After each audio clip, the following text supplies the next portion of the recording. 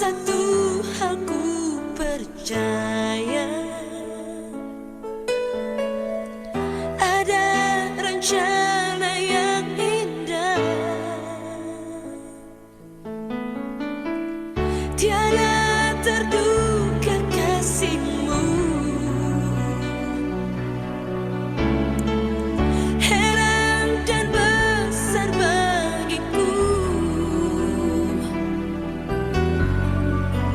arti kehadiranmu selalu nyata di dalam hidupku.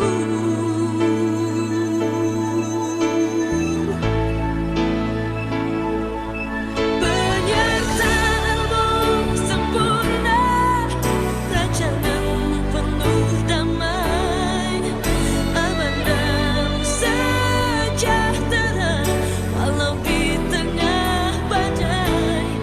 Ingin ku selalu bersama, rasakan keindahan arti kehadiranmu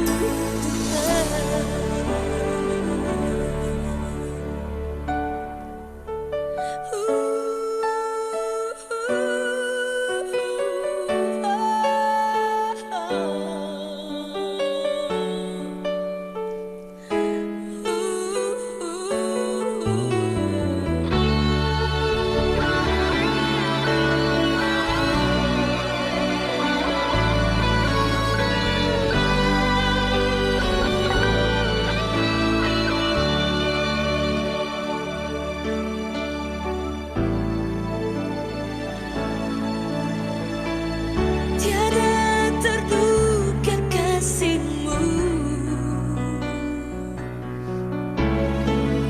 Heran dan besar bagiku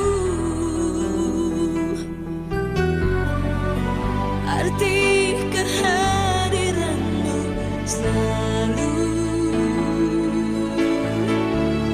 nyata di dalam hidupku.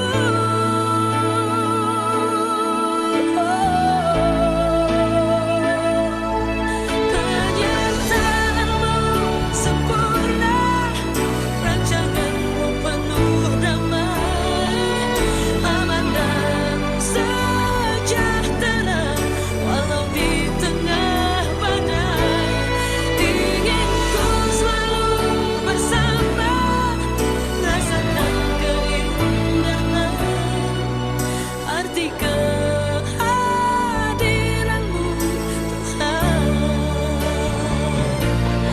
Penyertaanmu sempurna, rancanganmu penuh damai, aman dan sejahtera walau di tengah badai. Ingin ku selalu bersama, rasakan keindahan arti kehadiranmu Tuhan. Arti kehadiranmu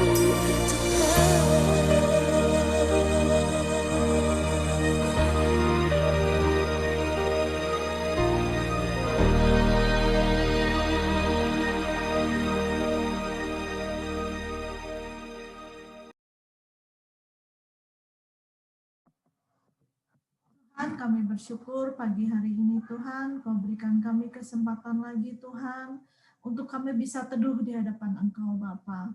Tuhan, kami yakin Tuhan, satu dua orang Tuhan berkumpul membicarakan Engkau Tuhan, Kau hadir menyatukan kami Tuhan. Mari Tuhan, kami tahu Tuhan, satu hari lebih berharga Tuhan di hadapan Engkau daripada 1000 hari di tempat lain. Kami yakin Tuhan, 1 jam ini Tuhan akan berharga bagi kami Tuhan, karena ada kehadiran Engkau Tuhan di tengah-tengah kami. Mari Tuhan, berikan Tuhan berkat-Mu Tuhan. Bisa kami rasakan kehadiran-Mu Tuhan yang memberikan kami kekuatan Tuhan, yang memberikan kami Tuhan kemampuan Tuhan, untuk kami Tuhan selalu Tuhan mengandalkan Engkau Tuhan dalam situasi apapun yang kami alami. Tuhan, kami mulai ibadah ini Tuhan, Kami minta Tuhan urapi kami semua Tuhan, sehingga Tuhan, roh-Mu Tuhan, bisa Tuhan kami rasakan Tuhan secara pribadi. Terima kasih Bapa, dalam nama Yesus, amin. Amin. Ya, amin. Puji Tuhan, saya akan share sebentar.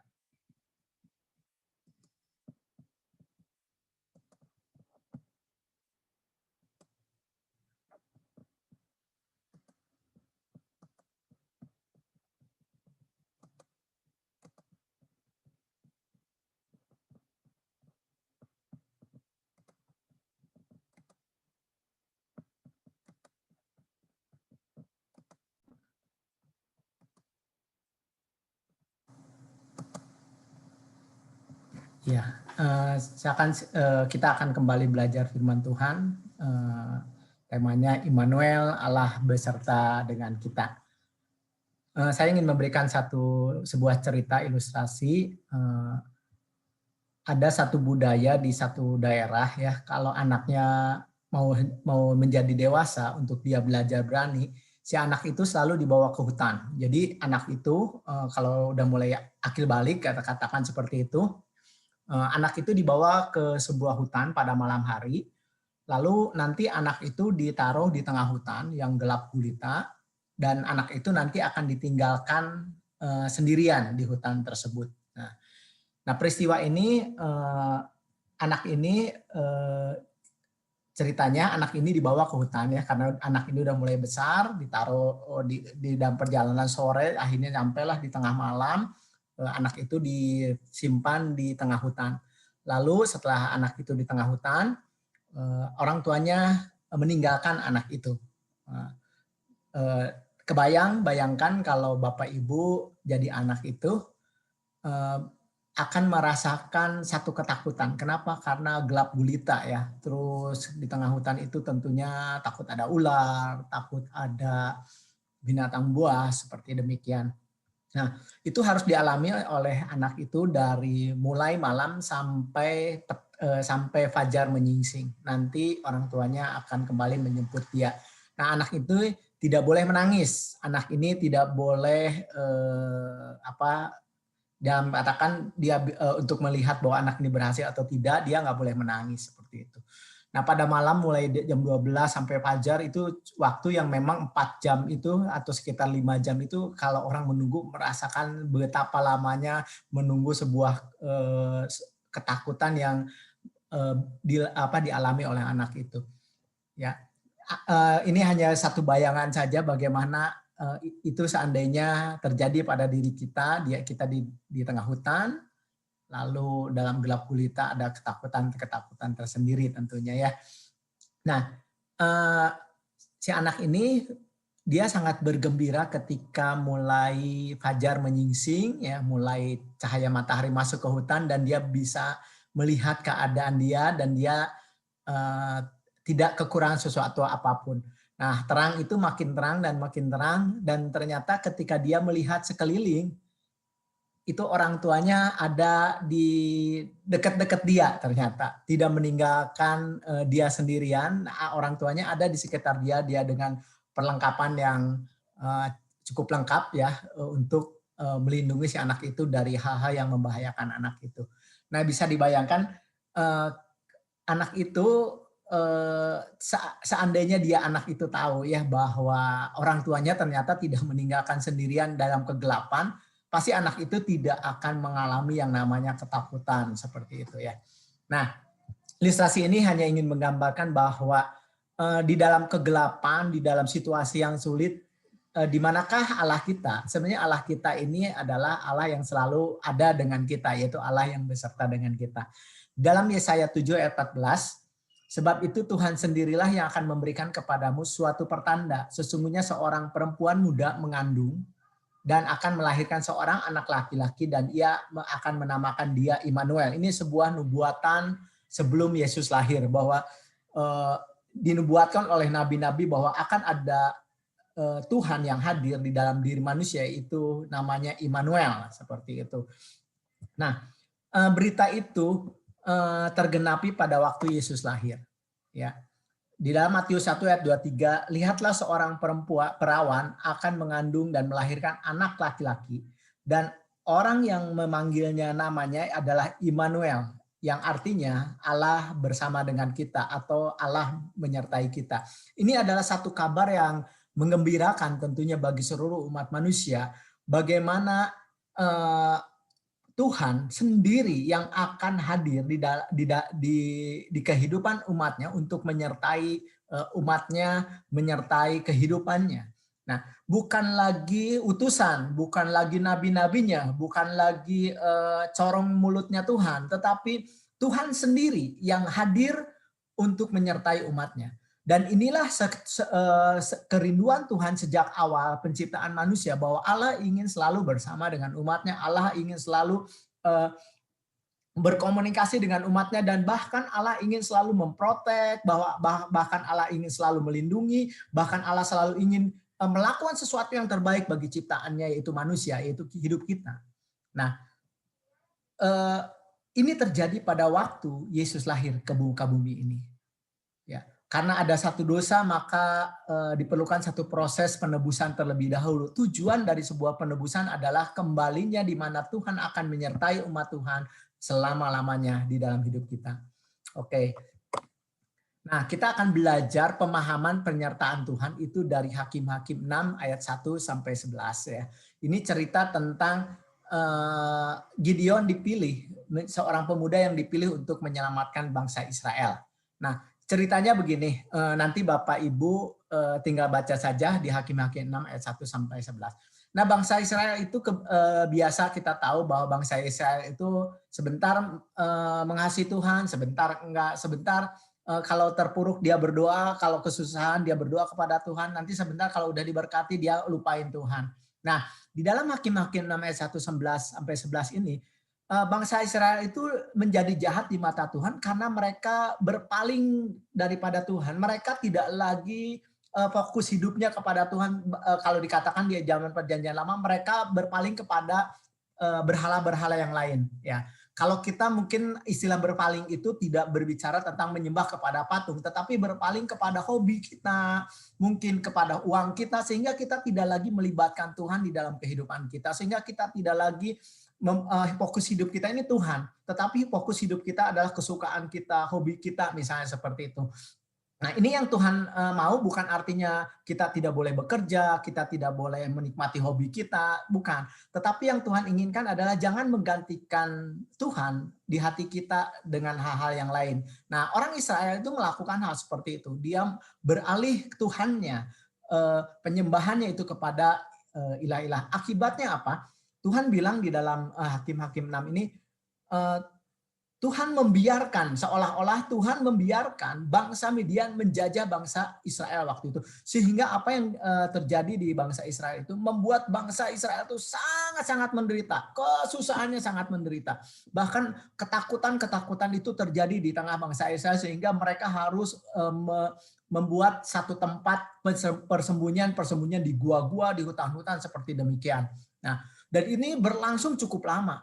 Ya, kalau kita baca cukup lumayan lama, berapa tahun bangsa Israel dijajah oleh bangsa Midian.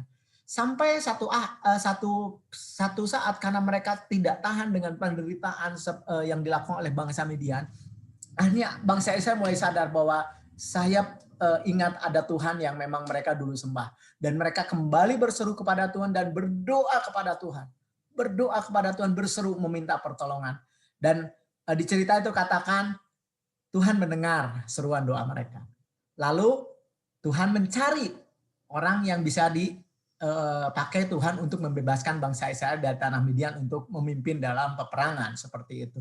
Nah, waktu Tuhan mencari, dia ketemu yang namanya Gideon. Ya, namanya Gideon, dia juga lagi bersembunyi sambil mengirik gandum di situ. Dia bersembunyi karena memang takut, situasi yang sangat mencekam. Ya, kalau kita bayangkan kalau kita dijajah pasti sama lah seperti itu. Nah, Tuhan datang lewat malaikat Tuhan, menampakkan diri lewat malaikat Tuhan, lalu berbicara kepada Gideon. Dia katakan seperti ini. Tuhan menyertai engkau hai pahlawan. Bahwa artinya apa? Bahwa Tuhan itu menyertai, bangsa Israel pada dasarnya. Namun kenapa bangsa Israel jadi gini, Tuhan itu selalu akan menyertai apapun keadaannya. Jadi kita akan belajar di sini sedikit ya. Nah, yang pertama adalah poin yang pertama, Tuhan akan senantiasa menyertai, tidak ditentukan kondisi kita. Jadi maksudnya gini, kalau Tuhan bilang di sini katakan Immanuel, artinya Tuhan tidak dipengaruhi oleh kondisi kita. Jadi kondisi kita sedang dalam pengertian sedang fokus sama Tuhan, sedang juga mungkin kita menjauh daripada Tuhan, kita sedang berdosa seperti posisi Tuhan itu dia tetap menyertai kita. Ya. Karena apa? Karena dia tidak pernah bisa mengingkari dirinya bahwa dia adalah Tuhan Immanuel. Dia akan selalu menyertai kita.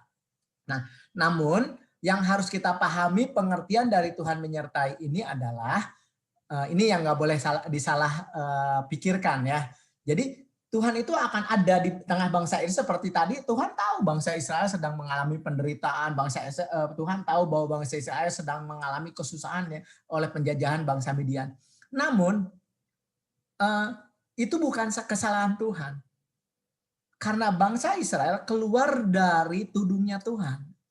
Bangsa Israel keluar dari perlindungan Tuhan. Jadi ketika seseorang walaupun Tuhan menyertai dan orang itu melakukan sesuatu yang salah, maka dia itu sebenarnya sedang keluar dari payungnya Tuhan. Jadi kalau keluar dari payungnya Tuhan, artinya apa? Artinya itu akibat daripada pilihannya dia, akibat dari kesalahannya dia. Jadi bukan karena Tuhan membuat dia menjadi seperti itu, tetapi karena dia melakukan sesuatu yang di luar kendali, maksudnya pilihan manusia, sehingga Tuhan tidak pernah bisa mengingkari dirinya bahwa dia itu adalah Tuhan yang kudus ya. Dosa itu seringkali memisahkan kita dengan Tuhan, tetapi bukan artinya Tuhan menjauh, tetapi justru kitalah yang menjauh.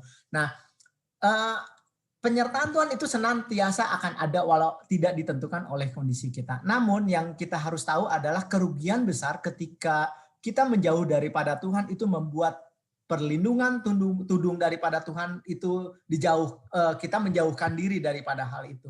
Nah, ini yang perlu dipahami. Jadi bangsa Israel ketika melakukan penyembahan berhala, kenapa bangsa Midian itu menjajah bangsa Israel? Bukan karena Tuhan membiarkan dalam pengertian, ya udah sengaja seperti itu. Tetapi karena apa? Karena bangsa Israel menyimpang dari apa yang Tuhan mau seperti itu. Nah, terus yang kedua, kita mau belajar tentang penyertaan Tuhan. Jadi ketika seseorang tahu bahwa Tuhan itu adalah Immanuel, penyertaan Tuhan, itu tidak membuat segala sesuatunya menjadi mudah ya. Jadi kalau misalnya kita memahami bahwa oh ini Tuhan beserta kita, artinya hidup kita akan enak gitu. Hidup kita akan nyaman, tidak seperti itu. Jadi penyertaan Tuhan itu tidak membuat segala sesuatunya menjadi mudah tetapi indah. Nah, nanti kita akan jelaskan kenapa kok indah. Jadi penyertaan Tuhan itu tidak membuat menjadi sesuatu yang mudah. Jadi tetap kita harus berusaha, tetap kita harus juga belajar seperti itu ya. Nah, yang ketiga, penyertaan Tuhan tidak menghilangkan masalah kehidupan. Ya, bangsa Midian itu masalahnya itu muncul karena dirinya sendiri ya. Nah, kita di tempat ini setiap orang seluruh dunia bahkan mengalami masalah yang sama. Nah, apakah Tuhan menyertai kita?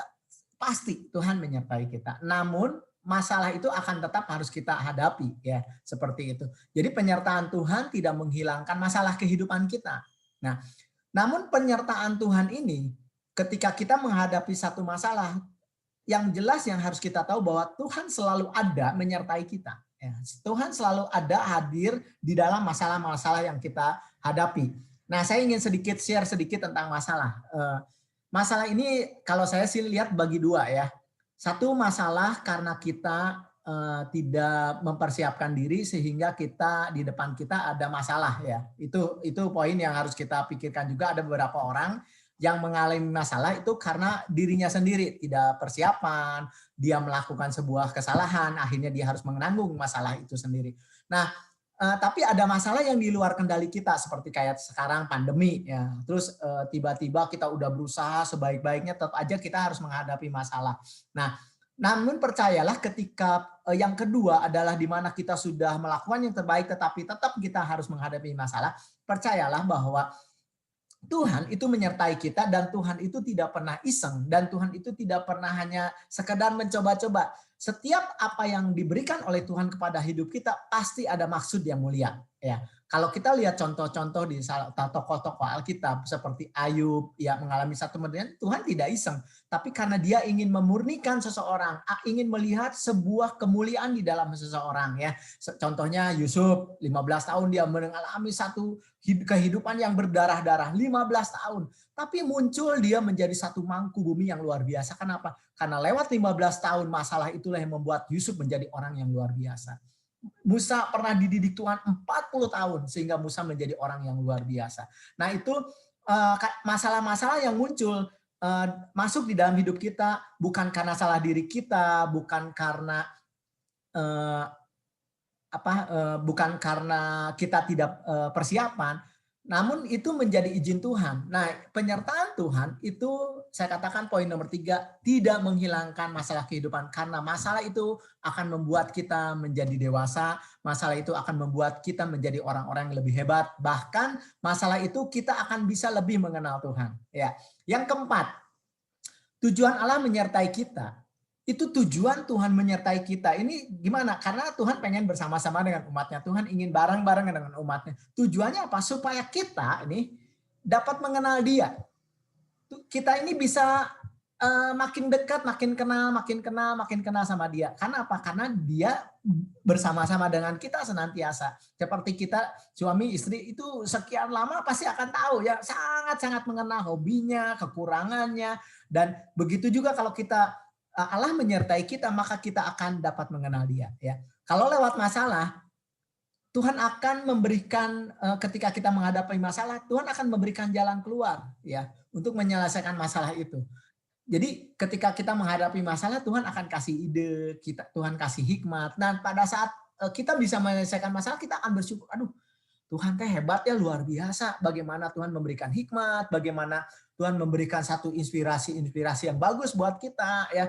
Nah, itu luar biasa di situ. Dan inspirasi itu bisa muncul lewat ketika kita berdoa, lewat waktu kita baca firman, atau lewat ketika kita ngobrol dengan saudara seiman seperti itu. Tuhan bisa melakukan berbagai cara. Yang jelas adalah tujuan Tuhan bahwa setiap kita harus paham bahwa aku menyertai engkau.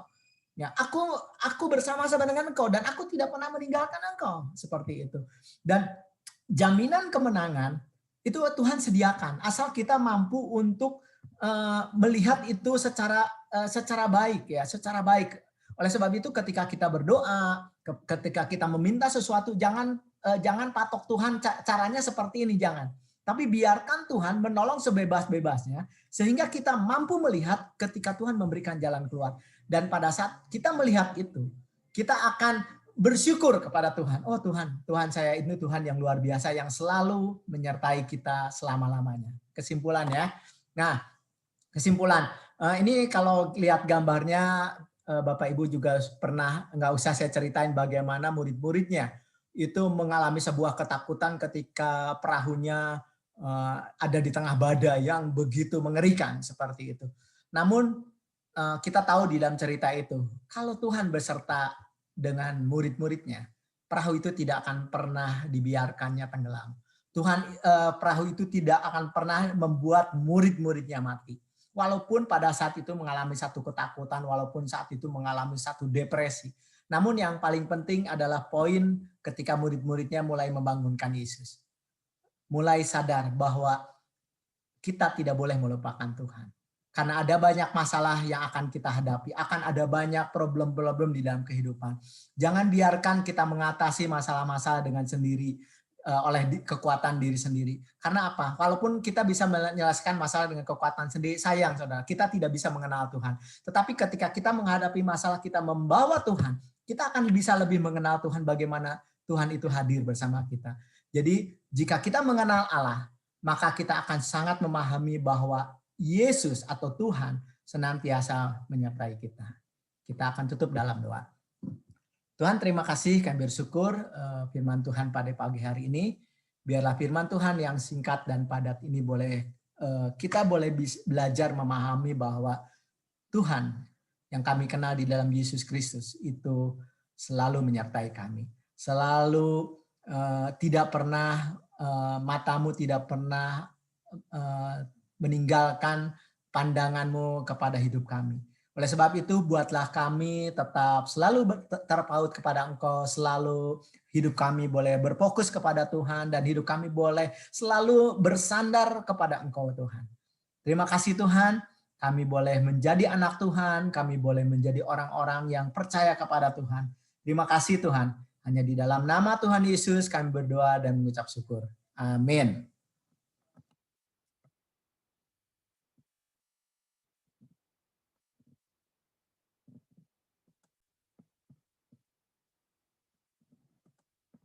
Ya, puji Tuhan, firman Tuhannya singkat padat ya.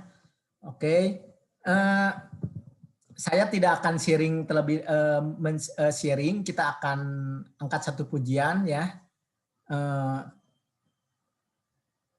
Angkat pujian, nanti saya akan tutup dalam doa. Nanti Zoom-nya boleh berlanjut ya. Oke, saya akan share dulu.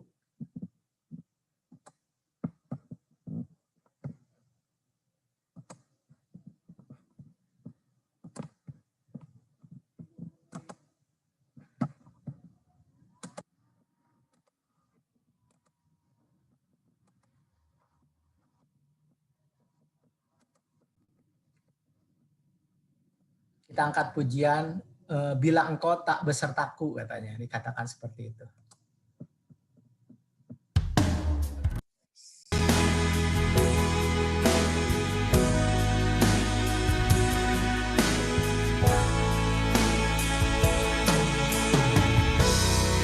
Bila engkau tak besertaku,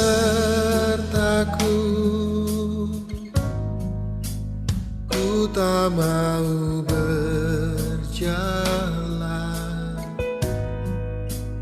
Ku perlu Tuhan, pimpin langkahku dengan kasih karunia-Mu. Pimpin langkahku setiap waktu, berjalan dalam Roh-Mu. Nyatakan Tuhan kemuliaan-Mu, dan berjalanlah denganku.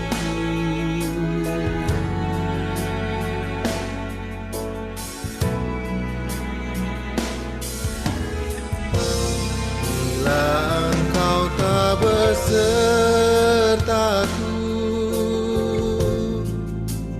ku tak mau berjalan. Ku perlu Tuhan, pimpin langkahku dengan kasih karunia-Mu. Pimpin langkahku setiap waktu, berjalan dalam Roh-Mu. Nyatakan Tuhan kemuliaan-Mu, dan berjalanlah denganku. Bila engkau tak besertaku,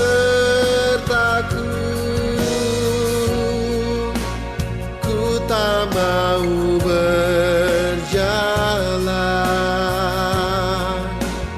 Ku perlu Tuhan, pimpin langkahku dengan kasih karunia-Mu. Pimpin langkahku setiap waktu, berjalan dalam Roh-Mu. Nyatakan Tuhan kemuliaan-Mu, dan berjalanlah denganku.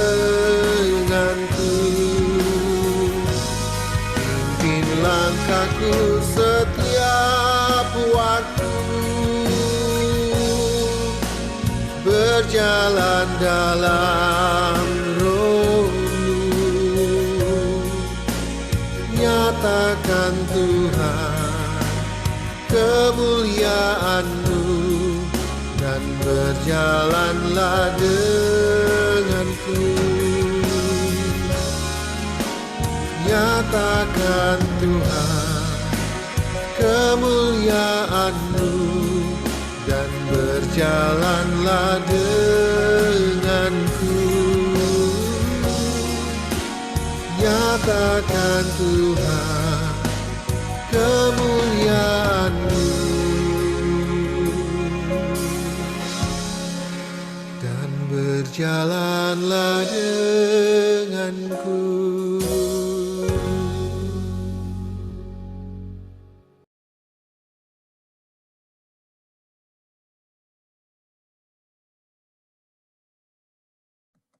Yuk kita akan berdoa.